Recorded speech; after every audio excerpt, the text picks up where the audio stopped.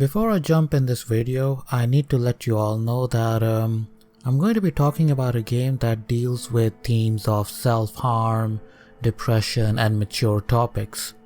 As someone who has been dealing with depression for a while and knows what it can do to a person's mental and physical health, I feel like I need to drop a warning here. Do not continue with this video if you're struggling with the problems that I've already mentioned. Please, seek some professional help. I know it is difficult and you might be thinking that it is too difficult for you to go on now, but there might be something beautiful around the corner. All you have to do is hang on till then and get the help you need. Remember, you're awesome, you're amazing, and I love you.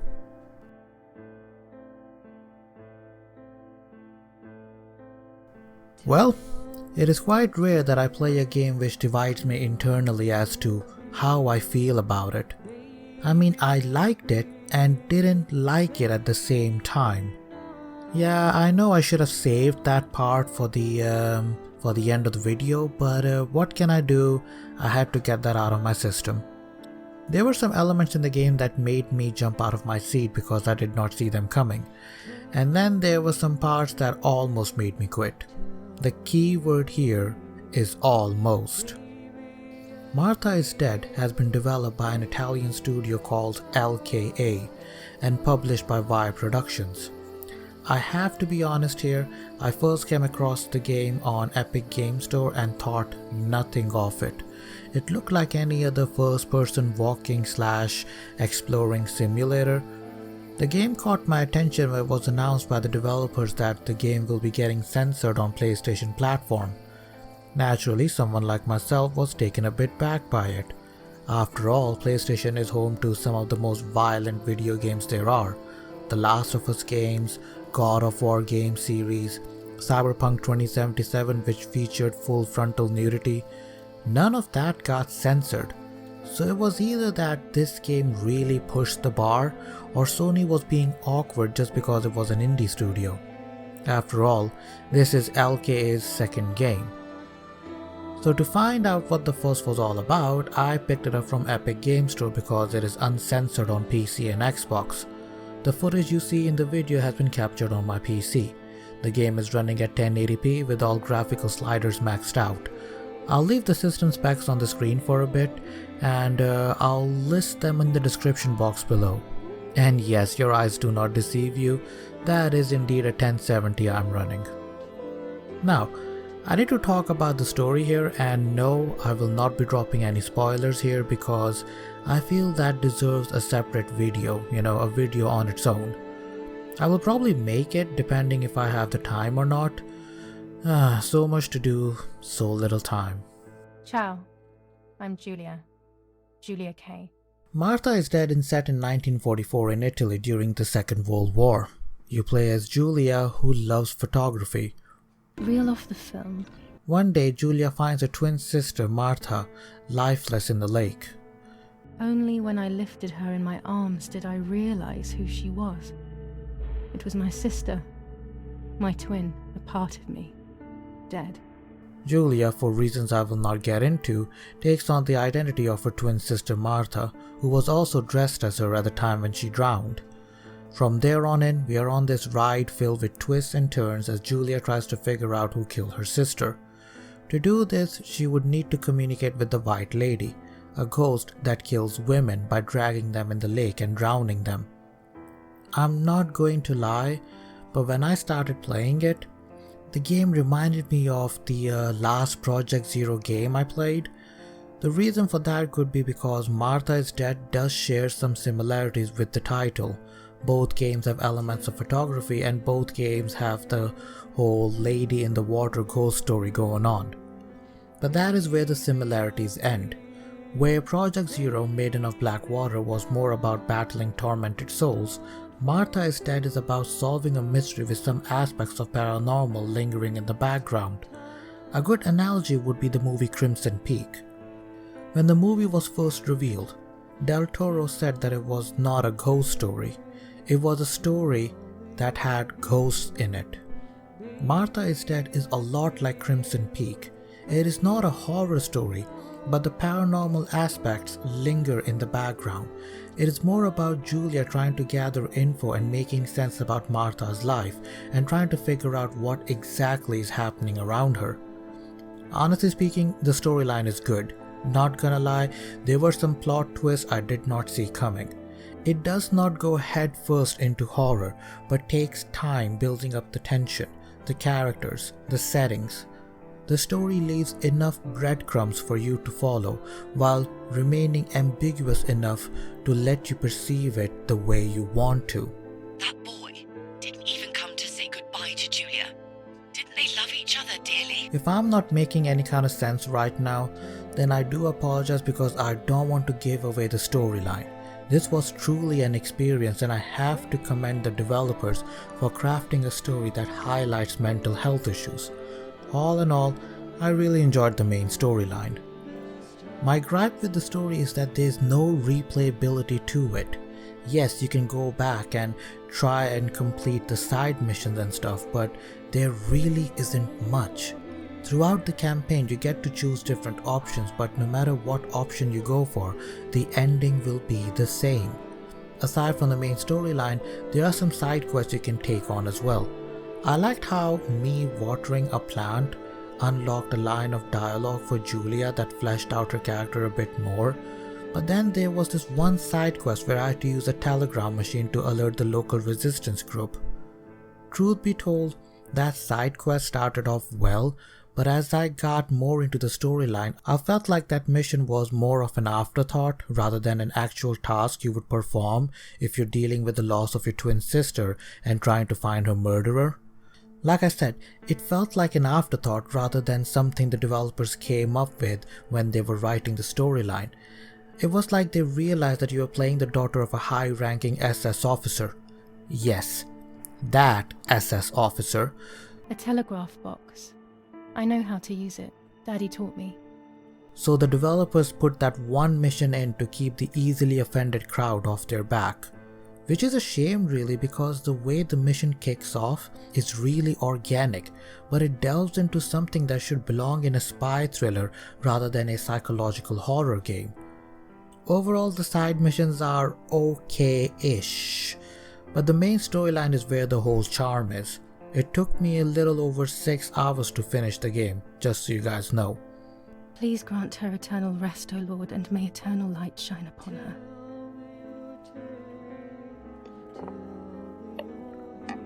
I'm going to talk about the voiceover work here. While the game sounds more authentic in Italian, I did play the game in English as well.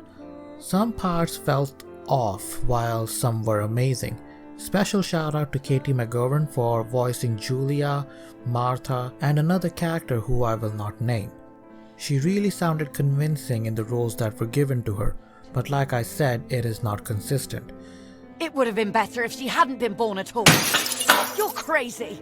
I'm the crazy one? Me? This certainly isn't The Last of Us, but I think the voiceover actors did an alright job. Also, this could be me just nitpicking here, but I find it kind of weird that Eric, Giulia's father, spoke with an accent, but Giulia herself had a thick British accent. If I hadn't known any better, I'd think she was a spy on a mission to create a communication blackout. Oh, wait. A German tank! I have to report its location via the telegraph hidden near the cowshed. Daddy probably asked for a garrison after all that has happened. I should report its location via telegraph. The background music was also a bit of a hit and miss. While I really enjoyed the music that played in the back, I did not like the way it was used sometimes. Like I would start developing a photo and this music would start playing, and when I'm done the music would just fade away. It was just that placement that bothered me, and since you will be developing photos a lot in the game, that really did bug me. But aside from that, I thought the music was very good. The developers claim that the music is authentic to the era. I'm not an expert on the subject matter, but what I can say is that I like what I heard. I feel like I need to talk about the graphics here. The game looked gorgeous in 1080p. The environments look detailed, the foliage look impressive, and there are some amazing lighting effects throughout the game, which is to be expected considering the game has been developed in Unreal Engine.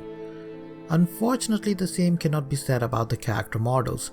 Now, I can forgive the developers for not putting in enough details in the character models because you don't see a lot of them in the game, but the times you do see them, they just look generic, which is a stark contrast with everything else you see in the game. I did notice some visual hiccups like draw distance and texture pop-in issues here and there. It's not a big deal as it doesn't happen quite often. Another thing I need to mention here is the dollhouse and mannequin section here. There's a part in the game where Giulia plays with a dollhouse.